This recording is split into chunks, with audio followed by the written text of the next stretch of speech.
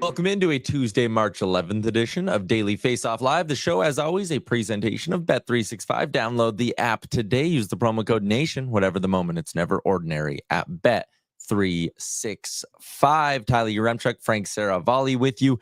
As always, Frank, how are you doing on a nice Tuesday? I'm good. Recovery mode has been activated. I'm feeling a lot better. Daylight savings. And it didn't help with the sleep, I'll be honest. But yeah, I'm feeling good. Feeling like a human again. Yeah, that's a good point. I don't know. I couldn't figure out a way to work this one into the show, but just looking back at the highlights last night as I was getting ready for the show this morning, did you see that Austin Matthews shootout goal yesterday? The change up under the glove. It was quite something, pretty unique. It's pretty nice if you've got that in your repertoire of pitches. Yeah, it's hey, spring training getting going in Major League Baseball as well, so it all kind of ties in. Murat Atesh is going to join us in a little bit from The Athletic out in Winnipeg. We're going to do a check-in on the Winnipeg Jets. But first, Frank, let's start with some of the news from yesterday. It was right around 6 o'clock Eastern time when the news came down that Aaron Ekblad was being given a 20-game suspension for using a banned substance. He's the first player since Nate Schmidt in 2018 to receive a suspension for a banned substance. So let's just start with like a surface level thing, like pretty surprising stuff, Frank. Yeah, I mean, look, the fact that this is the first player in 7 years to be hit with a PED suspension is certainly pretty surprising. Aaron Ekblad issued a statement through the NHLPA in which he acknowledged that he wasn't as careful as he should have been about putting something into his body that was designed to help him recover. And now he's going to have to pay the price. There's only 18 games remaining in the Florida Panthers season, which means he'll also be suspended for their first 2 Stanley Cup playoff games. And so lots of questions to answer about this. And I think what changes the complexion of the suspension is that the Florida Panthers went out and got what could essentially be Aaron Ekblad's replacement in the lineup next season in Seth Jones. I'd love to know really the dates of when the Florida Panthers first found out about this, the possibility of the suspension. Obviously, there's lots that goes back and forth between parties once the positive test is confirmed, and then there's a B sample that also needs to be examined. There's a whole lot that goes into it. But when did the Panthers know, and did they make this Seth Jones trade before that happened? If not, either way, it's still a really interesting turn of events for the Florida Panthers, who, by the way, if you rejig their cap a certain way, maybe they could get Matthew Tkachuk back, since Ekblad won't count against the cap because he's not being paid. You only count against the cap if you're being paid. So Ekblad currently now does not count against the cap. If they could somehow get Matthew Tkachuk back for a game or 2 before the regular season ends, what a bonus that would be for the playoffs as well. So there is a ripple effect to this. There absolutely is, even just from the perspective of, and we touched on this yesterday, how important it is for the team in the for a team in the Atlantic to win the division, because the difference between getting potentially the Ottawa Senators as it sits right now, or getting whichever one of probably the Tampa Bay Lightning. But you look now and the Leafs are 2 points back. I mean, even Tampa 5 points back with a game in hand. Like, not having Ekblad is going to be massive. And then if Florida were to drop down into the 2 seed in a series where we know the margins are going to be razor thin, you don't have Ekblad now for the first 2 games. So it's costly from Ekblad's perspective, because his base salary this year was $4 million. He's now going to lose basically a quarter of that. So it costs him $1 million basically in salary, but it could also be costly. And again, the ripple effects, like you said, for the Panthers season. I wouldn't be shocked, though, even with the Ekblad suspension, as well as Jones fit in. Pat, if you want to throw those standings up there again, I wouldn't be shocked if this, what we see right now, is exactly the way the season ends. Yeah, I was Toronto has been just okay. Yeah. And like, they've had some moments where they've been scuffling. The Lightning have been hot, but I think there's probably a limit to that. The Caps are running, they've run away with it. The Canes have created enough healthy cushion between themselves and the Devils. And the Devils, as poorly as they've played really kind of since Christmas, it's going to take a lot for the Blue Jackets to catch the Devils, even with 2 games in hand.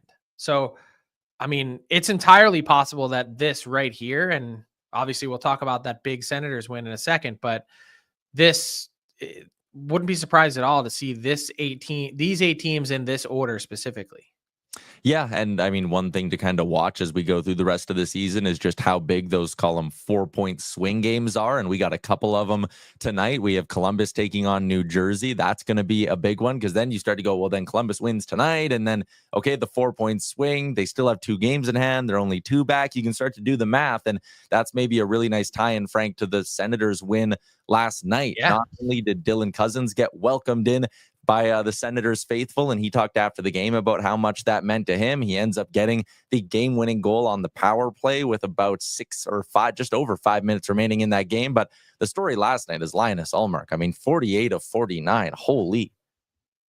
Unbelievable. And just the atmosphere, the environment, how much the Sens needed that game. And you mentioned big 4-point games. I mean, this one was one of them for the Red Wings that they lost, but go back to the Stadium Series as well. Like, I mean, the Wings have been in a tough spot here for a while. They've hit the skids and at the exact wrong time of the year, losing the wrong games to the wrong teams at that. So the fact that they haven't been able to come up with more goals in key moments, and I mean, then you get a game like last night where you do get one that crosses the goal line, but after time expires, that's been tough for the Red Wings to swallow. But to be honest, full marks to the Sens. They have grinded through this season, which has not been easy. And it's been the Ullmark injuries. They had a little bit of a tough start. They found a way to get themselves, it's almost like they got to Christmas and were able to breathe a sigh of relief, saying, you know what? We survived that long road trip that we had. We're right in this thing. Our season is not lost by U.S. Thanksgiving or by Christmas. We're right in the thick of it.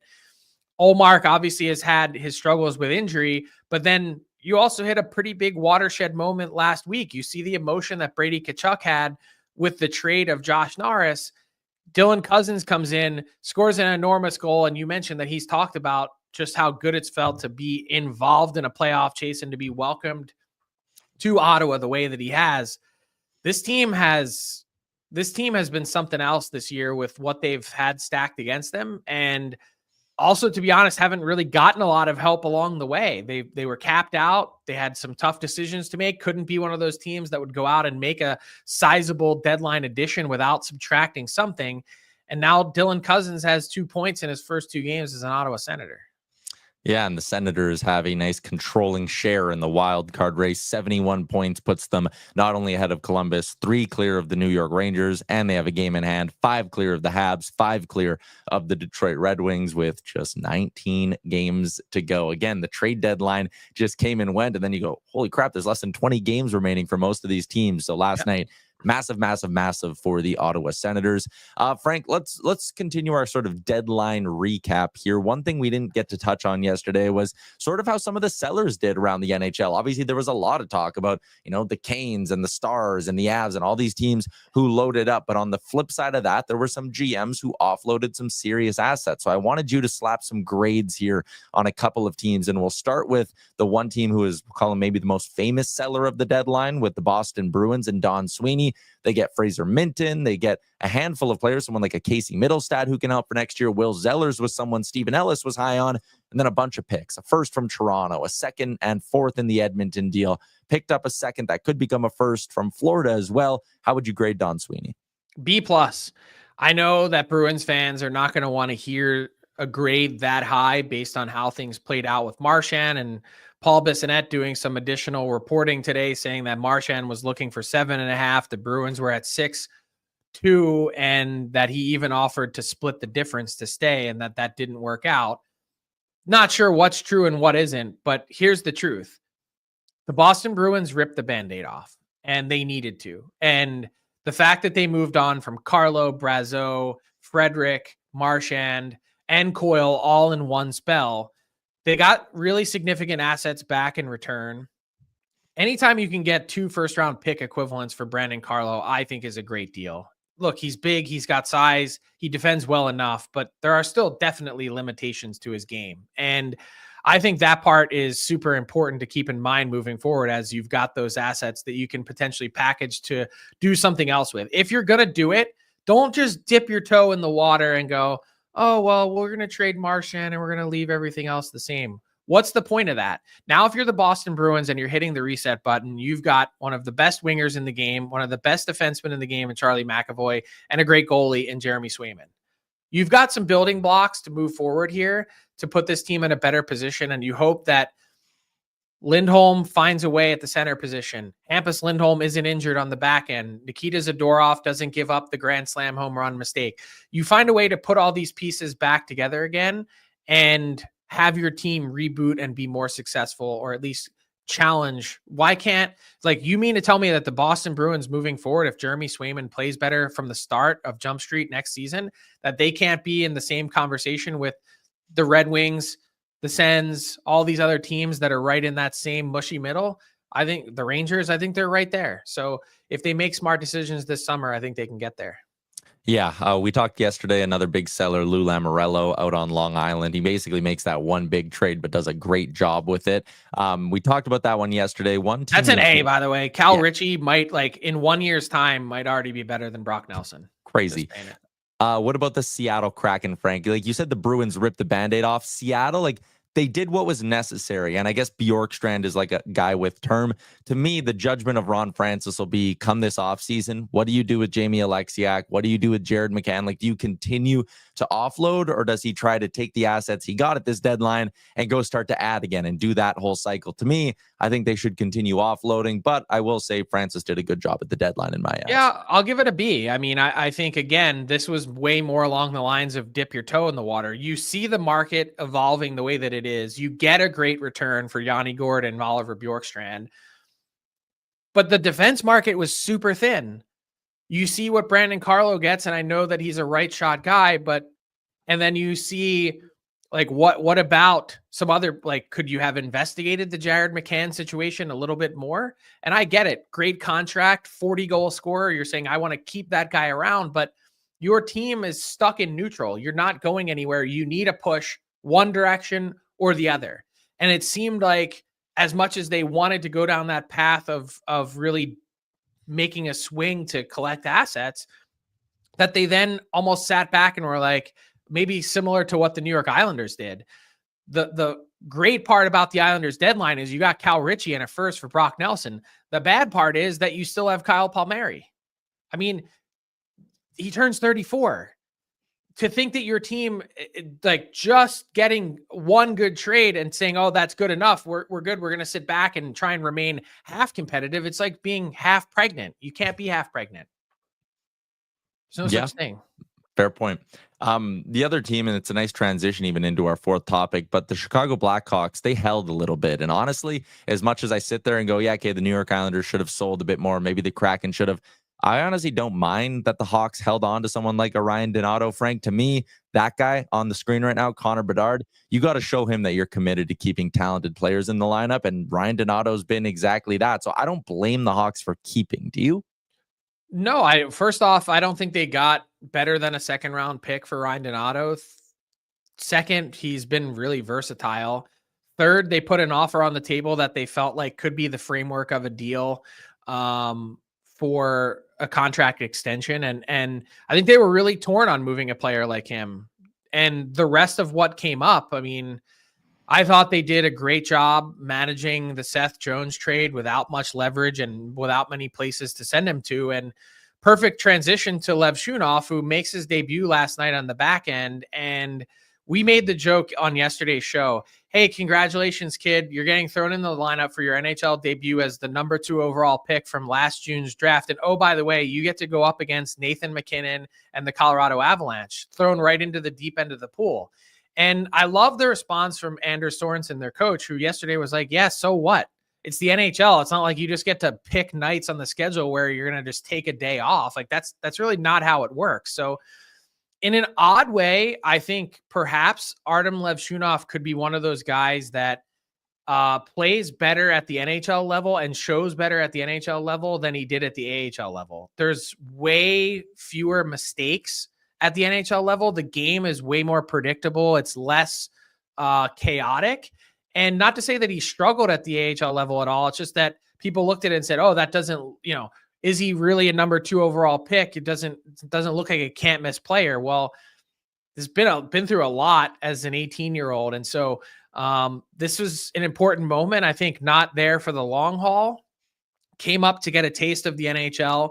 And by the way, looked damn good doing it. Was not out of place at all last night against the Colorado Avalanche. No, you saw the 20 minutes and 55 seconds. I went over to Natural Stat Trick. The 3 forwards he was on the ice against the most in that game were Nichushkin, McKinnon, Brock Nelson. So they definitely did a little push him off the deep end thing last night. It wasn't sheltered third pairing minutes at all, and Levshunov passed his first test. Let's stick in the Central Division for our big segment today and go out to Winnipeg for another edition of the All 32. It's brought to you by Charm Diamond Centers, proudly Canadian owned and operated since 1972. And you can get a custom ring built and delivered in less than 4 weeks with the Charm Masterpiece program. It all comes with an unbeatable pricing policy. For more information, go to charmdiamondcenters.com.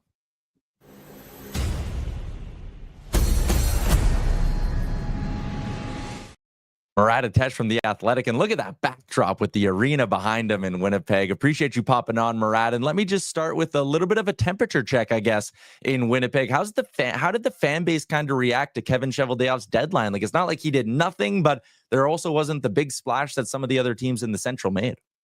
Yeah, I think there are 2 major takes here that are happening in Winnipeg.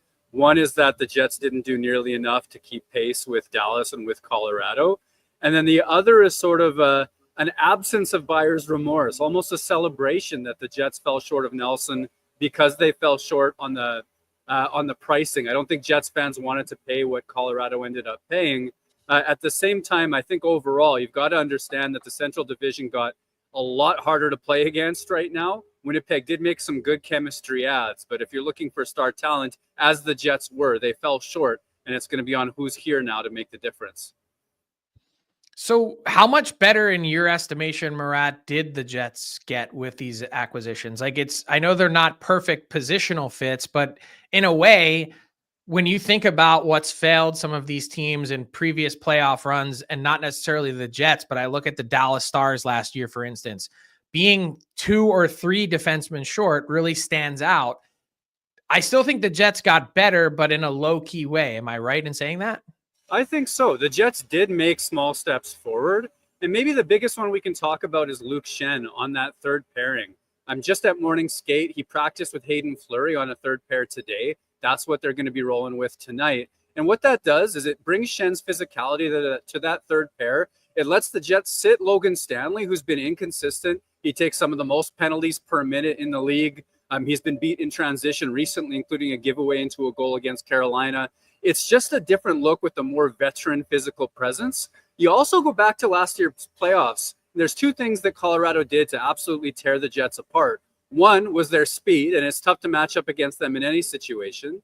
And the other was net front battles. The Colorado Avalanche got to the middle of the ice, and that's what teams have been able to do. You look at the Jets' systemic defense, it's great. You look at the battles won in front of the net for those rebounds, and that's where you want to bring in a guy like Luke Schenn to be mean and to win those battles, and then have an underrated puck-moving element in addition to that. Add Brandon Tanev, that's another hard-to-play against guy who'll help out on the PK a little bit. These aren't major needle movers, but you can understand why the Jets chose the guys that they did. Yeah, totally understand. And speaking of the defense, I wanted to ask quickly about the status moving forward of Neil Pionk. He's in the last year of his deal, and there's been next to no conversation, at least on the public sphere, about what does this next contract look like? Will he be staying in Winnipeg? Why hasn't an extension been reached yet? What are your thoughts on Pionk's fit? He's been tremendous, but why hasn't a deal gotten done, and how much buzz is there in Winnipeg about it? Yeah, I've talked to Neil Pionk about this, and even recently, and I think he's comfortable with how things are going. That's why I pay my agent, that sort of deal. And I think that the Jets have been in touch with all the key agents, not just with him, but Pete Rutilli shares Dylan Sandberg, his defense partner, restricted free agent this summer. So that pair, I expect both of them back, and I expect Pionk is somebody that the organization values quite a bit. what that number is going to be could be high given the offensive ability that he has. Few guys are actually as good as he is at getting that wrist shot, a soft shot through that first layer of defenders. Then you get tips, then you get chaos in front. He's really good at that. It leads to a lot of points. So I think he will be back. I think the price could be a little bit high based on the point production. But yeah, I'm not sitting here thinking that there's any major red alarms here because he hasn't signed as of this point. Yeah, I guess the good news for the Jets is even if that price is high, they've still got a ton of cap space this summer and beyond. In fact, they're going to need to spend a bit. When it comes to the vibe check, and I know Tyler asked about the temperature in Winnipeg, how do you think this team is managing the pressure as we get closer to game number 82 and the end of this regular season to make noise in the playoffs?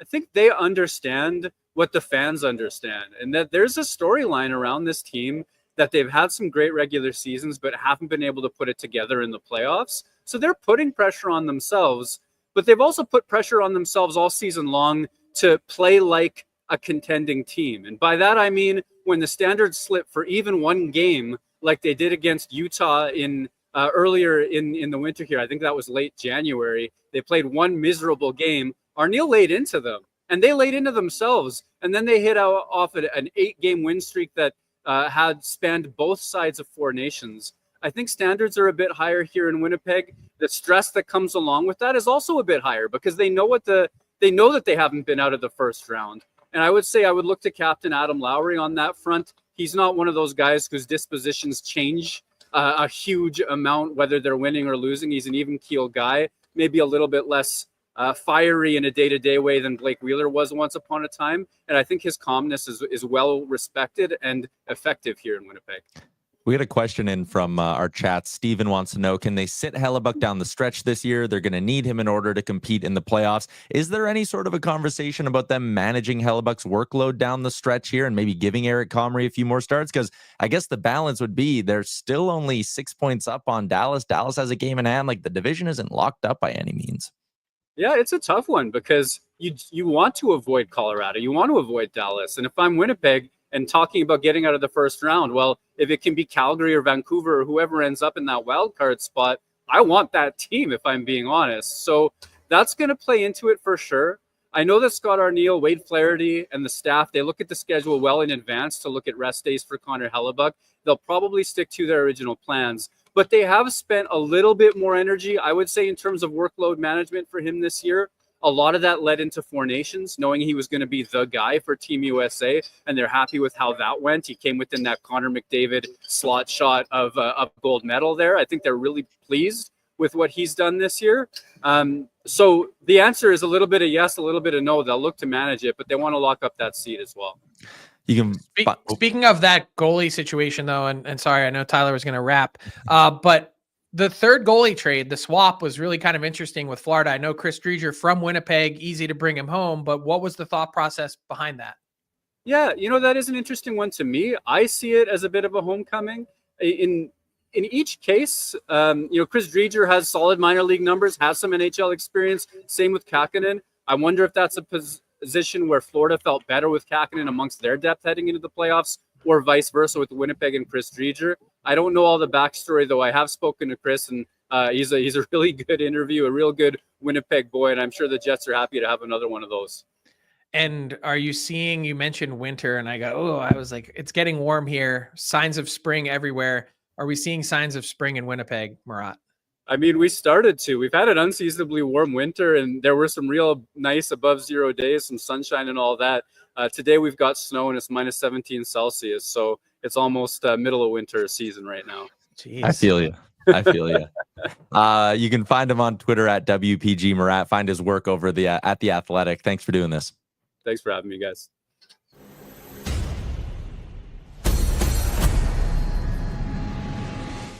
Listen, he gets into our Hall of Fame of guests just with that backdrop alone and that setup. That was good looking stuff. Let's get to our daily face-off inbox question. Hashtag Ask DFO. Let me ask you a little follow-up on the Jets here, Frank, just because this one comes in from J-Rock, and he says, if you get out of the first round and get crushed in the second round, does it really matter other than the money to the organization? Here's what I'd say. is if you can avoid that first round matchup. I get some of the thinking of like, play the toughest teams first. You got to play them eventually, but also no, let them beat the hell out of each other. Yeah, no, I think it does matter seeding wise. In terms of getting yourself the best road possible, because you never know, to your point, what kind of carnage there is in round one between those other teams. What happens if there's a massive injury that's a game changer to that team and their chances moving forward? And also just the sheer exhaustion factor, like that compounds over a 2-month period of time.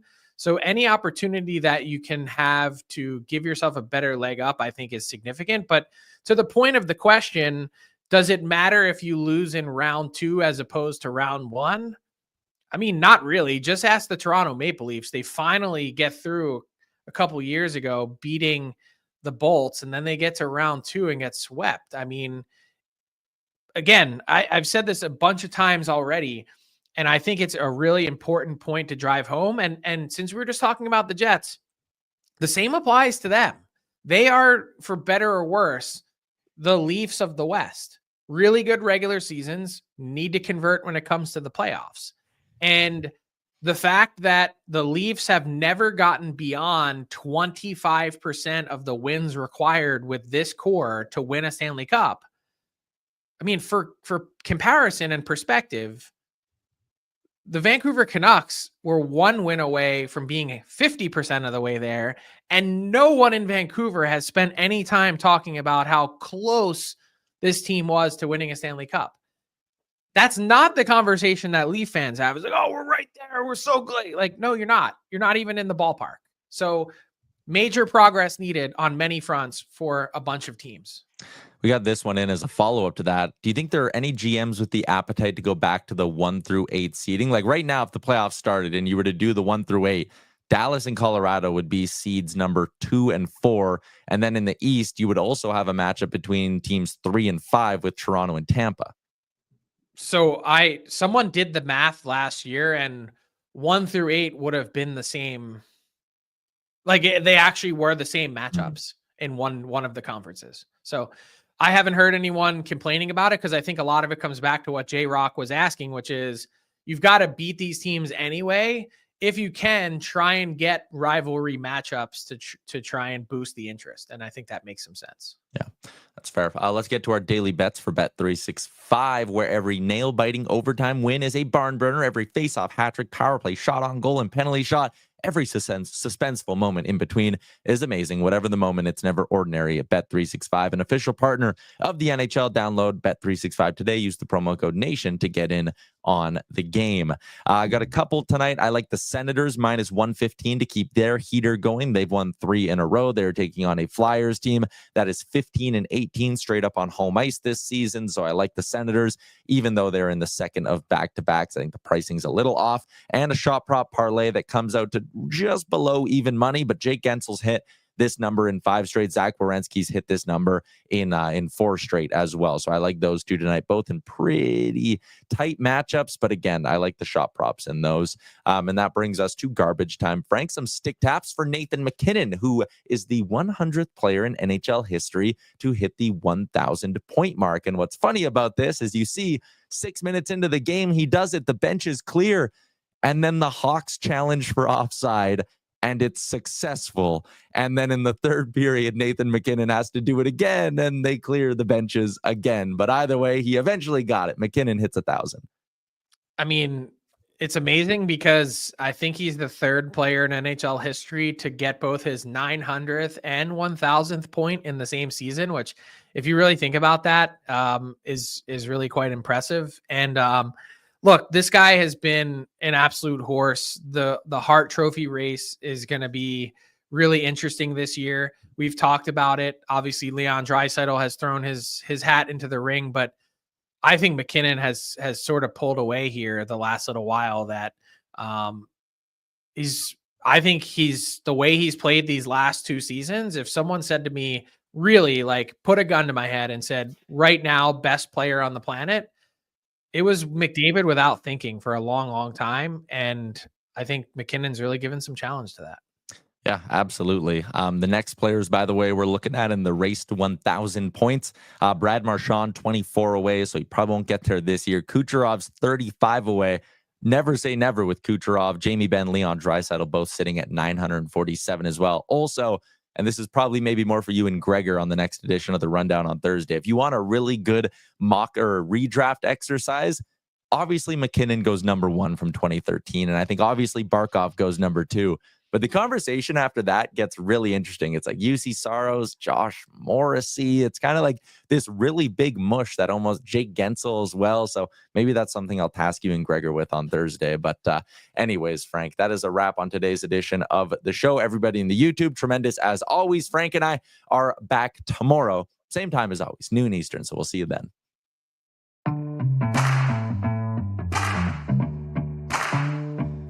What's up, hockey fans? If you enjoyed that video, then you're going to want to hit the subscribe button to not miss any of our content, from daily live shows with Frank Saravalli to analysis from former NHLers to exclusive interviews with some of the biggest names in the hockey world on Frankly Speaking. You're going to want to hit that subscribe button and stay up to date with everything going on in the hockey world.